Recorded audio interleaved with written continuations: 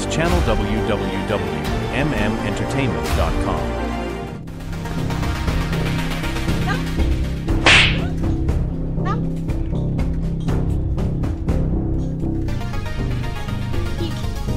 আপা, রিকশাওয়ালাকে আপনি মারছেন কেন?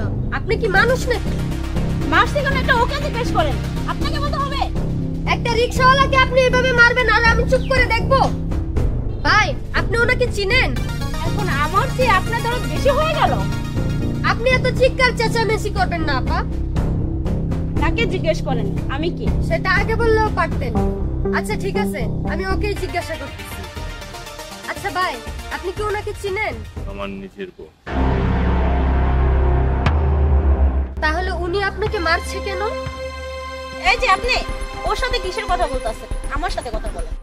আমি যে কত কষ্ট করে ওকে পড়াশোনা করতে ভার্সিটিতে পাঠাইছি। তাহলে উনি রিকশা চালায় কেন? সেটা ওর কাছ থেকে জিজ্ঞেস করেন আপনি, যে ও কোন সুখে রিকশা চালাচ্ছে। গত 7 দিন ধরে আমি ভার্সিটিতে যাই, কিন্তু ওকে আমি পাই না। ও প্রতিদিন সন্ধ্যাবেলা এসে বলে যে আমি ভার্সিটি থেকে আসছি। আর আজকে আমি ওকে দেখলাম যে ও কি করতেছে। আর ও কি করে আপনি জানেন?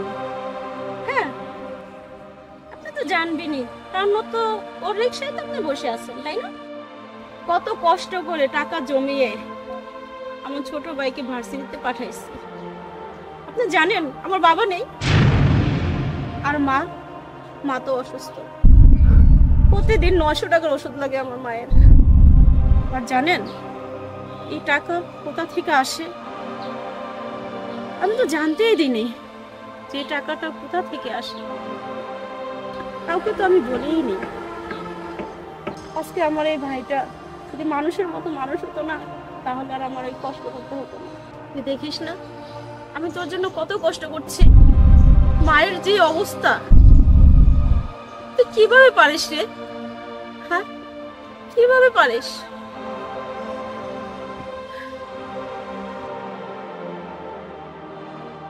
তুই বুঝিস না কিভাবে পারলি রে এরকম করতে? কিভাবে পারলি? তো একটু বাদলো না? তোর জন্য এত কষ্ট করে টাকা জমিয়ে ভার্সিটিতে পাঠাইছি তোকে, রিক্সা চালাচ্ছিস। রিক্সা একটু আমাকে দেখতে হলো না? দেখতে হলো।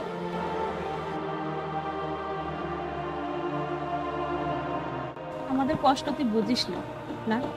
এত কষ্ট করে আমি তোকে পড়াশোনা শেখাচ্ছি, মানুষের মতো মানুষ করতে চাচ্ছি, আর তুই কি করিস? তুই কষ্ট বুঝবি না?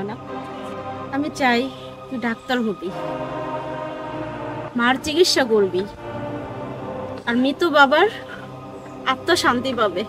সেই জন্য এত কষ্ট করা।